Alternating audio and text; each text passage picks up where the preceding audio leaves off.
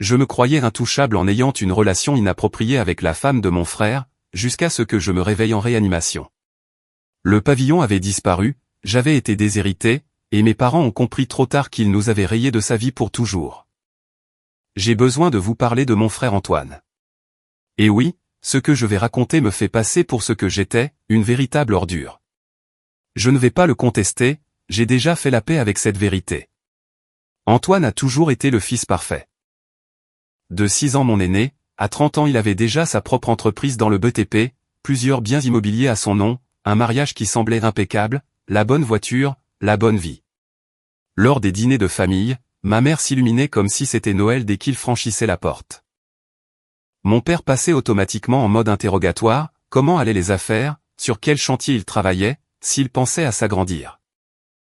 Moi, en revanche, je recevais la version polie de l'attention, comment vas-tu, mon fils, lancé à la va-vite, avant que la conversation ne tourne à nouveau autour d'Antoine. Je travaillais dans l'expertise en immobilier d'entreprise, je ne m'en sortais pas mal, je gagnais décemment ma vie, pas au niveau d'Antoine, mais assez pour penser que je devrais compter plus que je ne le faisais. Et puis il y avait sa femme, Béatrice. Béatrice était d'un autre calibre, grande, élégante, du genre de personne qui entre dans une pièce et devient le centre de l'attention sans effort, toujours impeccable, toujours sûre d'elle. Antoine et elle étaient mariés depuis 4 ans quand tout a commencé. Je ne vais pas mentir, je ne me souviens pas du moment exact où la dynamique a changé, je sais seulement quand je l'ai remarqué. C'était lors d'un barbecue familial l'été dernier. En juin, Antoine a reçu un appel pour une urgence sur un chantier, un problème au niveau des fondations, un défaut qui ne pouvait pas attendre. Il est parti à peine 1 heure après son arrivée. Il s'est excusé auprès de tout le monde, a donné un baiser machinal sur la joue de Béatrice et est parti, parce que c'était la norme dans sa vie. Antoine partait toujours, choisissait toujours le travail, donnait toujours la priorité aux affaires sur tout le reste. Béatrice est restée avec un verre de vin à la main, regardant la voiture disparaître dans la rue, et sur son visage j'ai vu quelque chose que je ne lui avais jamais vu, un éclair de frustration ou de solitude. Je me suis approché et lui ai dit quelque chose de simple, presque automatique, lui demandant s'il lui faisait souvent ce coup-là. Elle a laissé échapper un bref rire, mais ce n'était pas un rire joyeux. Elle a répondu que je n'avais pas idée. Nous avons parlé une vingtaine de minutes. Rien de profond, rien de dramatique, juste 2 personnes qui, pour des raisons différentes, se sentaient invisibles face à Antoine. Et dans cette discussion, Béatrice a baissé sa garde. Elle s'est révélée intelligente, vive, même drôle quand elle ne jouait pas le rôle de l'épouse parfaite. Avant la fin de l'après-midi, je lui ai donné mon numéro, je lui ai dit que si jamais elle avait besoin de vider son sac au sujet de mon frère accro au travail, je comprenais parfaitement. Elle m'a écrit 2 jours plus tard. Écoutez, je sais ce que vous pensez. Je savais que c'était mal, mais il y a une partie de moi que j'ai du mal à admettre même maintenant, je ne me sentais pas coupable en le faisant, au contraire, j'avais l'impression de prendre enfin quelque chose qui me revenait. Des années à être le petit frère, le plan B, celui qui n'était pas mauvais mais qui n'était jamais le favori, celui qui ne brillait pas assez. Béatrice me faisait sentir que je comptais. Au début, c'était des cafés, puis des déjeuners, puis des verres, et enfin des hôtels assez éloignés pour ne croiser aucune connaissance. Elle se plaignait du fait qu'Antoine rentrait encore tard, qu'il oubliait leurs projets, qu'il faisait toujours passer les clients avant elle. J'écoutais, je lui donnais raison, et dans ma tête, chaque plainte devenait du carburant, je pensais, Antoine a tout et pourtant il ne l'apprécie pas. Cela a duré 8 mois. 8 mois de routine, de mensonges, de logistique. Nous sommes devenus des experts, des hôtels différents, des paiements en espèces, des téléphones en mode silencieux. Elle disait à Antoine qu'elle voyait des amis, je disais que j'avais des visites de chantier pour le travail. C'était facile, et même si ça semble malsain, je me sentais puissant, comme si j'avais découvert quelque chose qu'Antoine, si occupé, était incapable de voir. Il avait l'entreprise, le pavillon, la réputation, et j'avais Béatrice. Le pire, c'est que j'avais une idée très dangereuse en tête, la famille pardonne toujours. C'est ce que je me répétais quand j'imaginais le jour où tout exploserait.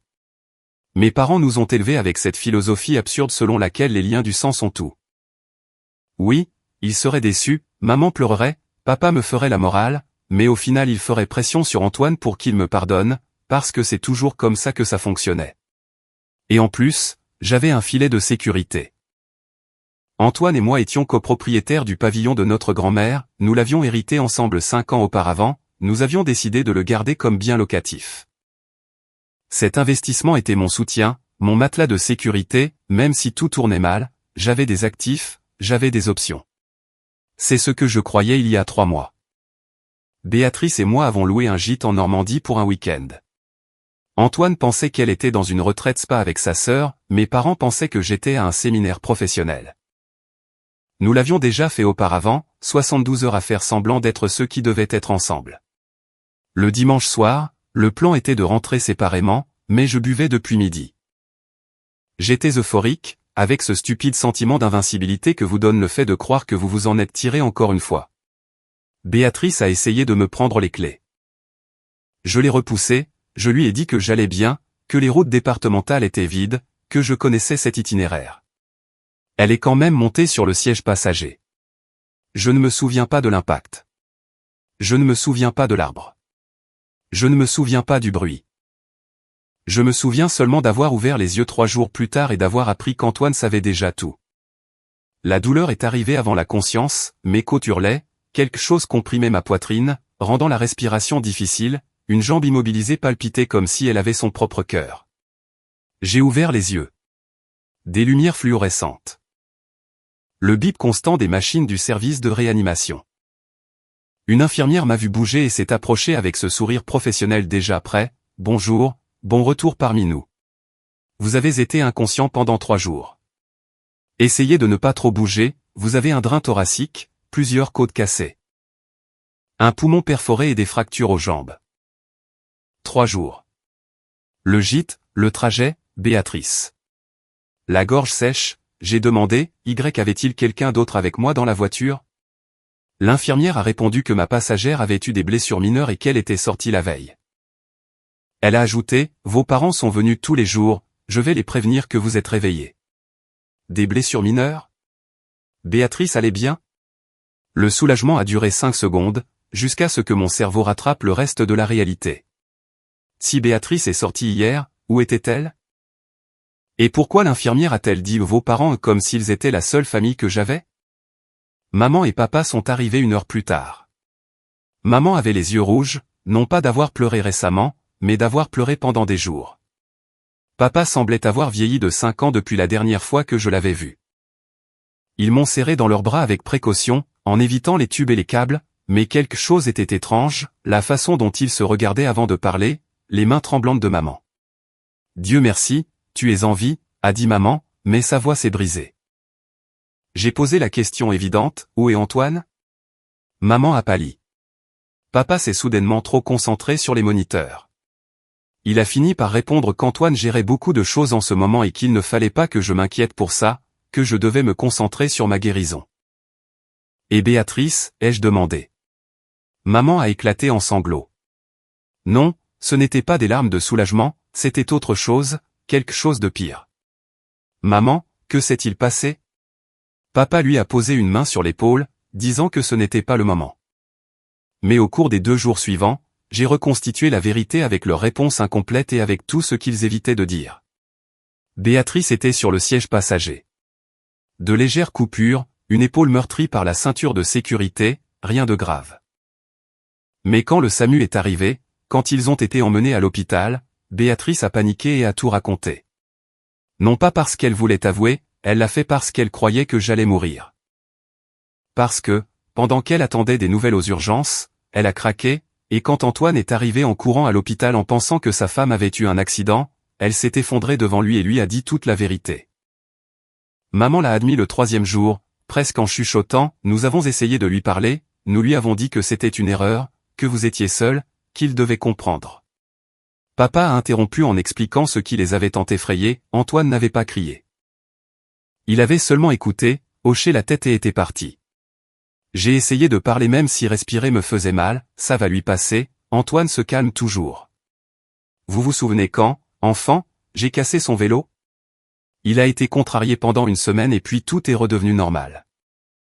Le regard que mes parents ont échangé m'a fait comprendre que ce n'était pas la même chose. J'ai demandé mon téléphone. Papa me l'a donné avec une lenteur étrange. Il n'y avait aucun message d'Antoine, pas un seul.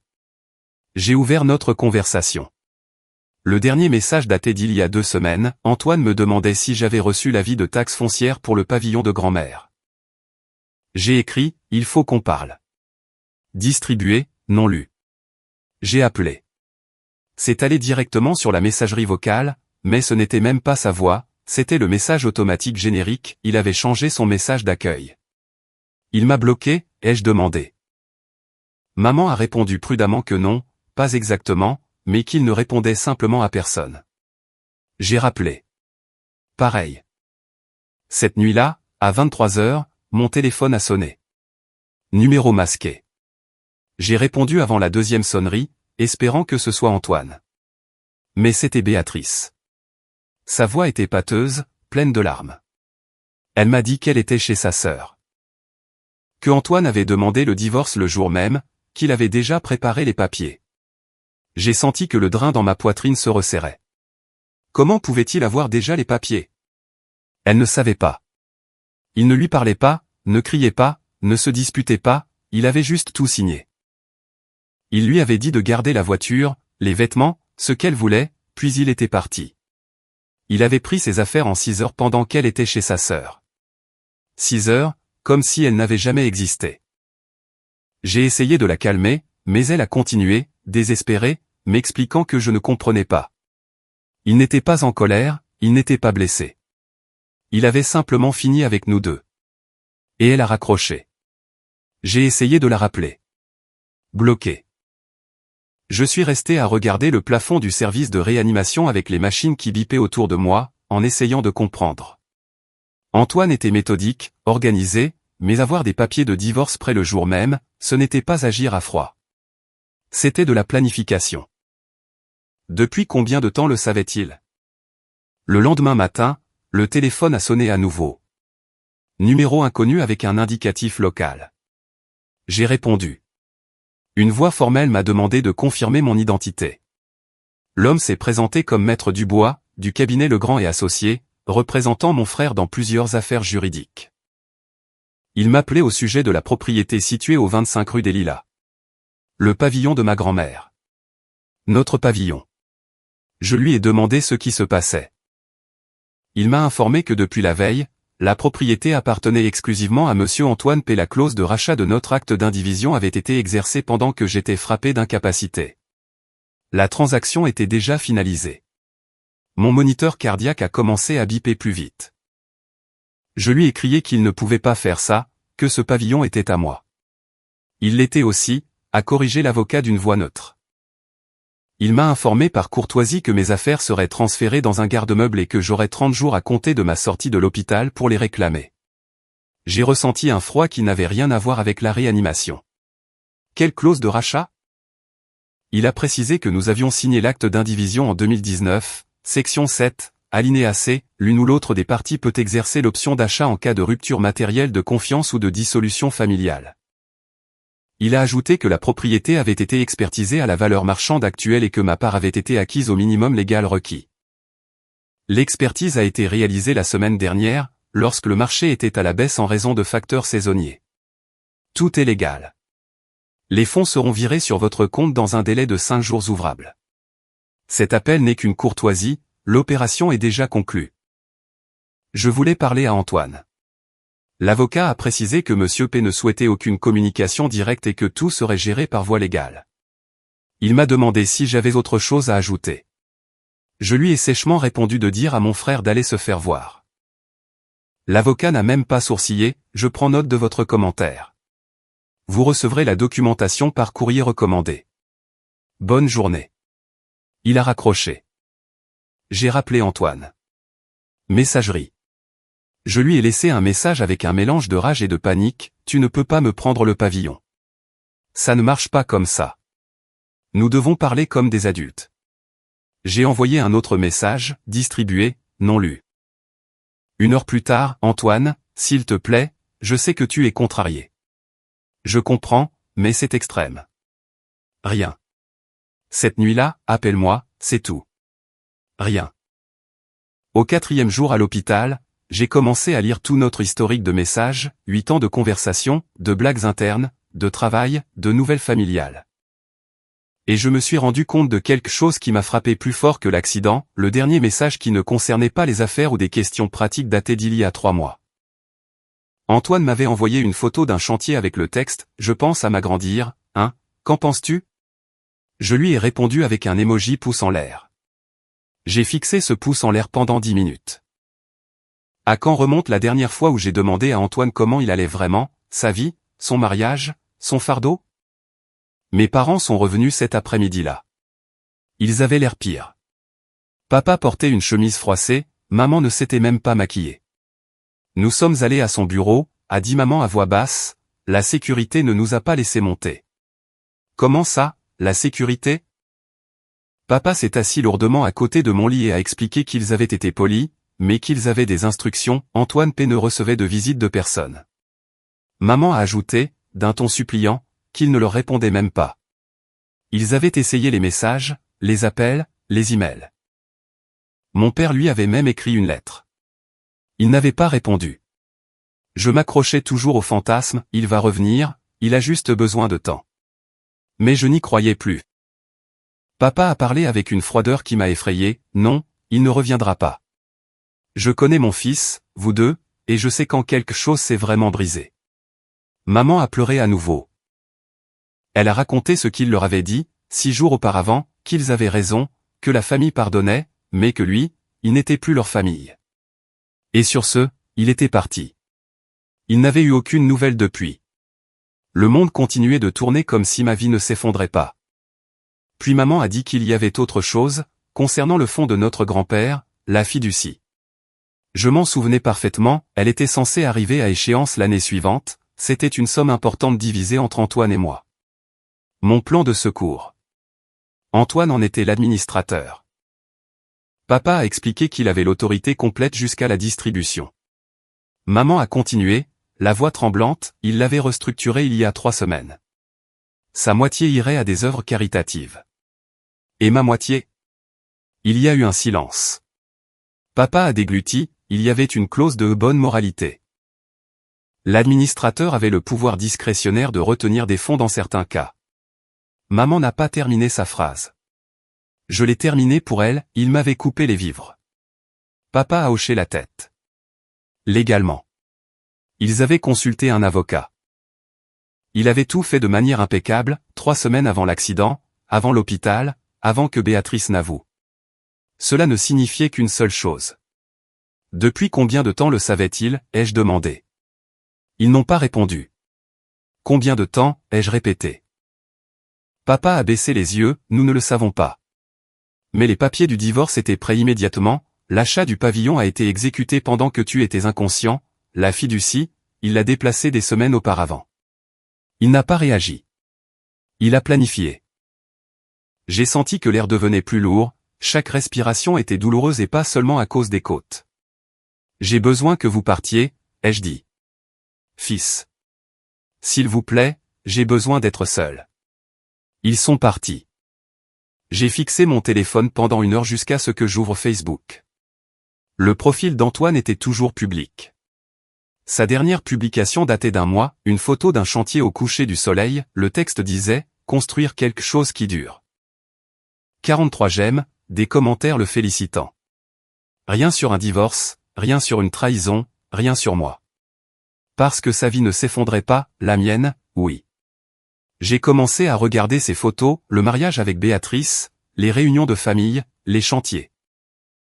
Et puis j'ai vu un autre détail qui m'a retourné l'estomac, au cours de la dernière année, il n'y avait pas une seule photo avec moi. Pas une seule. J'avais été tellement absent, ou alors il me supprimait déjà de sa vie depuis un certain temps, avant même que je ne lui donne une raison définitive. Mon téléphone a vibré. Message de maman, je suis tellement désolé. Nous avons essayé de parler, nous avons vraiment essayé. Il n'écoute pas. Puis un autre de papa, Béatrice a aussi essayé de lui parler, elle l'a supplié de reconsidérer le divorce. Et puis un troisième de maman qui m'a glacé le sang, ton père lui a demandé ce qu'Antoine lui avait dit. Nous ne voulions pas te le dire, mais tu dois comprendre. J'avais ri au début quand on m'avait dit que Béatrice avait essayé de le supplier de ne pas divorcer, puis j'ai entendu ce qu'Antoine lui avait dit et mon sang s'est glacé. Maman me l'a écrit par morceaux, comme si même le fait de l'écrire faisait mal. Béatrice avait rencontré Antoine une seule fois après sa sortie de l'hôpital. Elle avait pleuré, s'était excusée, l'avait supplié, et Antoine lui avait dit « Je ne te déteste pas. Je ne t'aime pas. Je ne pense même plus à toi. Signe les papiers ou non, moi je suis déjà passé à autre chose. » Béatrice a signé le lendemain. J'ai lu cette phrase 3 fois. À chaque fois, c'était pire. Ce n'était pas de la haine, ni de la colère, c'était du néant. Comme si Béatrice était une simple formalité. J'ai appelé maman, elle a répondu à la première sonnerie. Oui, il avait vraiment dit ça. C'est ce que la sœur de Béatrice leur avait raconté. Béatrice pleurait, essayait d'expliquer, Antoine n'avait pas élevé la voix une seule fois. Quand elle avait eu fini, il avait sorti les papiers, lui avait dit de garder sa voiture et ses affaires, sans pension alimentaire, sans dispute, juste signer. Et elle avait signé. J'ai raccroché. Je suis resté à regarder le plafond jusqu'à ce qu'une infirmière vienne me voir. Je suis sorti de l'hôpital 2 semaines après l'accident, la jambe fracturée dans une botte orthopédique, les côtes douloureuses, le drain thoracique retiré, mais la zone sensible. Papa est venu me chercher, m'a aidé à monter dans la voiture sans trop parler. Il m'a demandé où nous allions. Bonne question. Je ne pouvais pas retourner au pavillon de ma grand-mère, il n'était plus à moi, il était à Antoine, et je ne pouvais pas non plus demander à rester avec mes parents, le visage de papa montrait clairement que cette option était fragile. À un appart-hôtel, ai-je dit, près de l'autoroute A6. Papa n'a pas discuté. La chambre était exactement ce que vous imaginez pour 80 € la nuit, un lit double, une kitchenette qui méritait à peine ce nom, une salle de bain avec une pression d'eau intermittente. Je me suis assis sur le lit et j'ai compris pour la première fois l'ampleur réelle de ce que j'avais perdu. Je n'avais pas de maison, je n'avais pas d'économie en dehors de l'argent qu'Antoine était légalement tenu de me virer pour ma part, je n'avais pas de filet de sécurité. 3 jours plus tard, j'ai dû affronter le travail. Mon patron, Stéphane, m'a appelé le 4e jour, je suis content que tu te rétablisses. Écoute, il faut qu'on parle du contrat rive gauche. Ce contrat était important.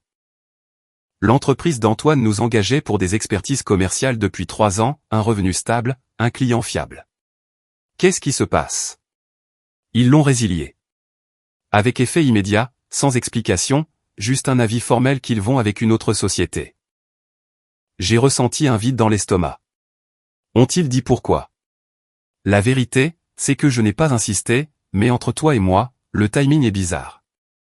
C'est arrivé juste après ton accident. Stéphane a fait une pause. Y a-t-il quelque chose que je devrais savoir? Non, ai-je menti, juste une mauvaise coïncidence. Bien, eh bien, ça affecte nos revenus ce trimestre. Je ne vais licencier personne, mais les primes seront probablement annulées et les augmentations, nous verrons. Il a raccroché. J'ai jeté le téléphone contre le mur. Il est tombé par terre, l'écran a survécu. Ma main tremblait. Antoine ne m'avait pas seulement coupé les ponts, il coupait tout ce qui avait un lien avec moi. Les jours suivants, j'ai essayé de contacter des amis communs, des gens qui nous connaissaient depuis des années, des amis de l'université, du quartier, ceux qui étaient allés à son mariage. La plupart n'ont pas répondu. Les rares qui l'ont fait avec prudence. Oui, j'ai entendu parler de l'accident. Je suis content que tu ailles bien. Quand je demandais s'ils avaient parlé à Antoine, il y avait un long silence suivi d'un « pas beaucoup, il a été occupé ». Quand je leur demandais de lui dire que j'essayais de le joindre, un autre silence. Je ne pense pas que ce soit une bonne idée. L'un d'eux, Mathieu, que je connaissais depuis le lycée, a été le seul à me dire la vérité après avoir insisté, « Écoute. Antoine n'a pas dit de mal de toi, il n'a pas raconté ce qui s'est passé, mais il a clairement fait savoir qu'il ne veut s'associer à personne qui reste en contact avec toi. » Sa voix semblait mal à l'aise, la plupart l'ont choisi, sans vouloir t'offenser. Je ne savais pas quoi dire. Mathieu a conclu sèchement, tu as eu une liaison avec sa femme, mec. À quoi tu t'attendais? Et il a raccroché. J'ai passé la semaine suivante dans cet hôtel bas de gamme à vérifier les réseaux sociaux d'Antoine comme un toxicomane. Il n'a rien publié sur le divorce, rien sur la tromperie, rien sur moi ou Béatrice. Sa dernière publication était toujours la même, construire quelque chose qui dure. Mais il était actif, des photos de nouveaux chantiers, des mises à jour professionnelles, une image lors d'une conférence où il serrait la main du maire, une autre d'un bâtiment terminé. Sa vie continuait, elle prospérait même, et je n'y étais pas, même pas en tant que méchant, j'étais simplement effacé. Une nuit, maman m'a appelé en pleurant, nous sommes retournés à son bureau. La sécurité nous a encore arrêtés, ils ont été polis mais fermes. Antoine a laissé des instructions explicites. Je sais, maman. Nous lui avons envoyé des lettres, des emails, ton père a même appelé depuis un autre numéro au cas où il aurait bloqué le nôtre. Rien. C'est comme si nous n'existions plus. Papa a pris le téléphone, je vous ai appris que la famille était tout, que les liens du sang comptaient plus que tout. Sa voix s'est brisée, il a appris la leçon, toi non, et maintenant nous payons tous. L'appel a été coupé. Je suis resté assis dans cette chambre bon marché, la jambe palpitante, les côtes brûlantes, et tout ce que je tenais pour acquis, détruit. Antoine ne m'a pas détruit avec des cris ou des vengeances, il m'a éliminé comme on enlève une tumeur, proprement, chirurgicalement, définitivement. 3 semaines après l'accident, j'ai engagé un détective privé. Non pas pour salir Antoine, non pas pour me venger, je voulais juste comprendre comment il avait fait ça si vite, si complètement. Le détective s'appelait Moreau, un ancien flic, il faisait maintenant de la surveillance et des vérifications pour des avocats et des maris méfiants. Nous nous sommes retrouvés dans un bistrot à mi-chemin entre mon hôtel et son bureau. Moreau a glissé une chemise cartonnée sur la table, ton frère est plus malin que la plupart des gens que je dois suivre. J'ai ouvert le dossier, relevé de comptes, relevé de cartes, reçu, chronologie. Antoine était au courant de l'affaire au moins 6 semaines avant l'accident, a dit Moreau en buvant un café qui ressemblait à du pétrole, probablement plus. 6 semaines? Comment? Ta partenaire a été imprudente. Des frais d'hôtel sur une carte qu'elle pensait qu'il ne vérifiait pas, mais il surveillait tout. Les données de localisation sur son téléphone, elle ne les a jamais désactivées.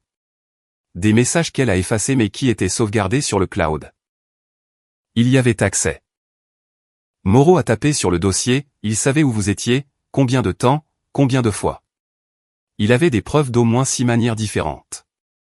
J'ai eu l'estomac retourné. Alors, pourquoi ne m'a-t-il pas confronté? Moreau a sorti une autre feuille, une chronologie, parce qu'il n'est pas stupide. Cette semaine avant l'accident, il a consulté le cabinet Legrand et Associés, un avocat spécialiste des divorces.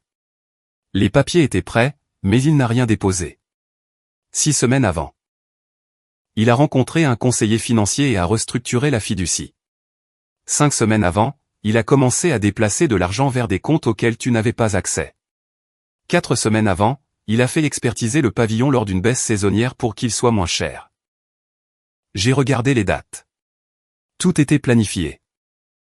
Il n'attendait pas que vous avouiez, a dit Moreau, il attendait le moment parfait.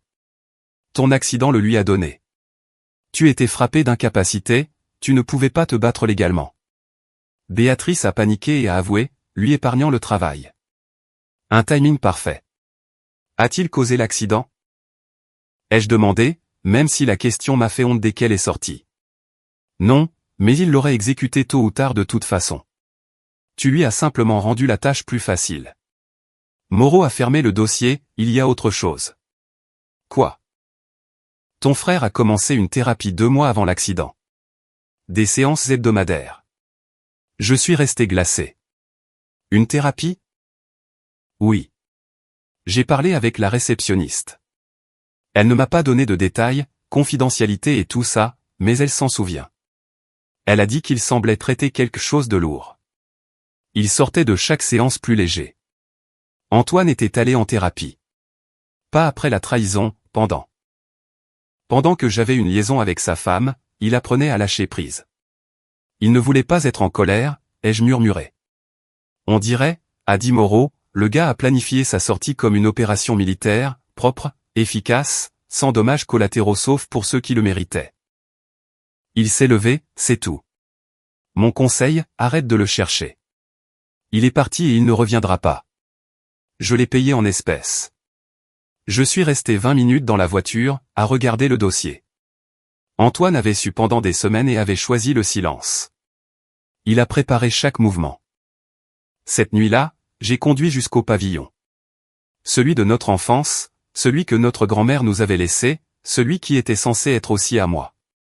Il y avait une voiture que je ne reconnaissais pas dans l'allée. Lumières allumées.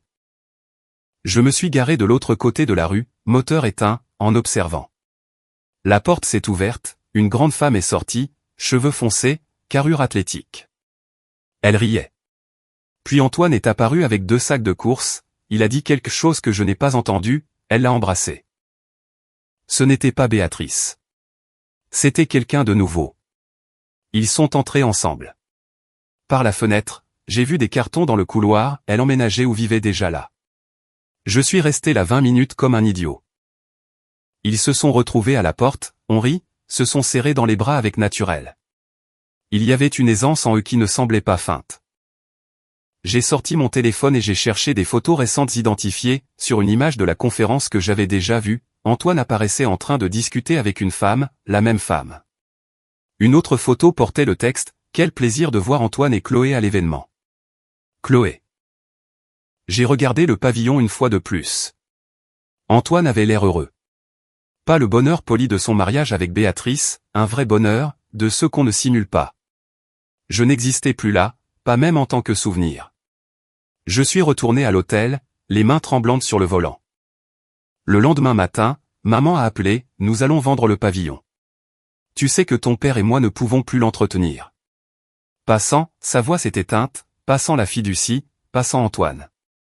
Passant ce filet de sécurité qu'ils avaient toujours tenu pour acquis.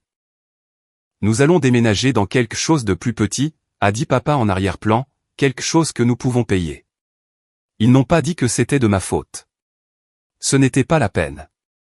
Avez-vous eu de ces nouvelles, ai-je demandé. Non, a murmuré maman, je ne pense pas que nous en aurons un jour. J'ai pensé à quitter la ville, à repartir à zéro dans un endroit où le nom d'Antoine ne signifierait rien, où je pourrais faire semblant de ne pas avoir détruit ma famille. Et puis j'ai réalisé, Antoine avait déjà recommencé à zéro, sauf qu'il l'avait fait sans déménager. 6 mois après l'accident, j'ai emménagé dans un 2 pièces en banlieue, un loyer bon marché, loin de tout ce que je connaissais auparavant, des meubles d'occasion, une vue sur un parking. C'était ce que je pouvais me permettre. Le travail est devenu mécanique, arriver, passer la journée, rentrer. Stéphane a arrêté de me demander si j'allais bien, la réponse était évidente et aucun de nous ne voulait la dire à voix haute. Béatrice a essayé d'appeler une fois en novembre. Je suis resté à regarder son nom sur l'écran jusqu'à ce que ça bascule sur la messagerie vocale. Elle n'a pas laissé de message. De quoi allions-nous parler? Nous avons détruit 2 vies pour quelque chose qui s'est évaporé dès qu'il a été dévoilé au grand jour. Après ça, j'ai effacé son numéro.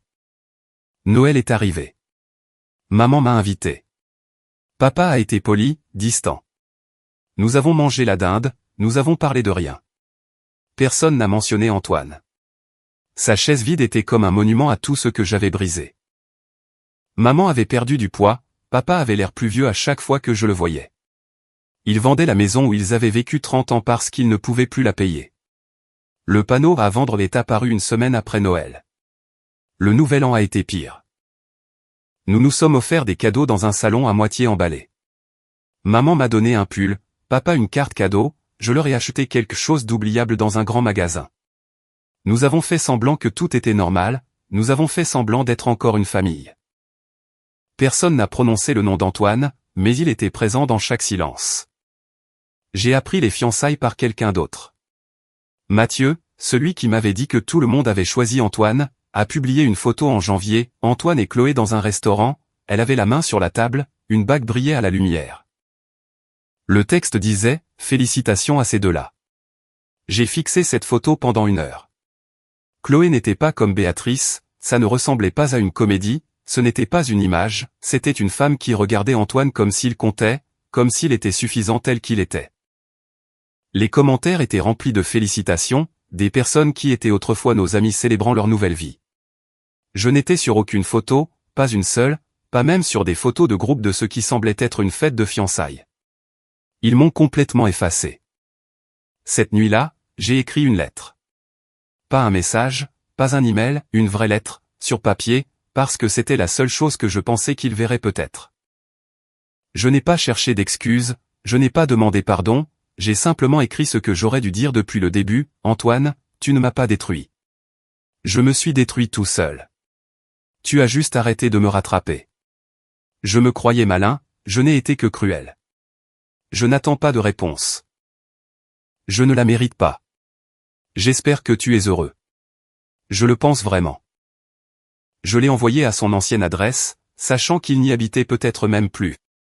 Peu importait, j'avais besoin de le dire même s'il ne la lisait jamais. Aucune réponse n'est jamais arrivée, et je ne l'espérais pas. Des semaines ont passé. Maman m'a dit qu'Antoine avait vendu son entreprise de BTP, un accord d'acquisition. Il est parti avec assez d'argent pour prendre sa retraite s'il le voulait, au lieu de cela, il a ouvert un cabinet de conseil. Il voyageait, construisait quelque chose de nouveau. Il prospérait, je survivais. En mars, j'ai rencontré papa dans un café. C'était accidentel, gênant. Nous nous sommes assis ensemble parce que faire semblant de ne pas nous voir aurait été pire. Après un long silence, papa a dit, « J'ai aussi écrit à Antoine. » « Qu'est-ce que tu lui as écrit ? » Je lui ai demandé pardon de t'avoir tant permis pendant des années, de t'avoir justifié, de ne pas t'avoir fixé de limites quand je l'aurais dû. Est-ce qu'il a répondu ? Papa a sorti son téléphone et m'a montré un email. Il disait 3 phrases, « J'apprécie le message. J'espère que vous allez bien. Je me concentre sur la famille que je construis maintenant. » Ce n'était pas cruel, ce n'était pas chaleureux. C'était définitif. Il ne reviendra pas, a dit papa, ni avec nous ni avec toi. Il est déjà parti. J'ai hoché la tête. Nous avons terminé notre café sans en dire beaucoup plus. Cette nuit-là, je me suis assis dans mon petit appartement, bon marché, silencieux, et j'ai repensé à la vie que je croyais avoir, la maison, l'héritage, la famille, le respect. Tout a disparu. Non pas parce qu'Antoine me l'a pris, parce que je l'ai jeté en croyant qu'il serait toujours là.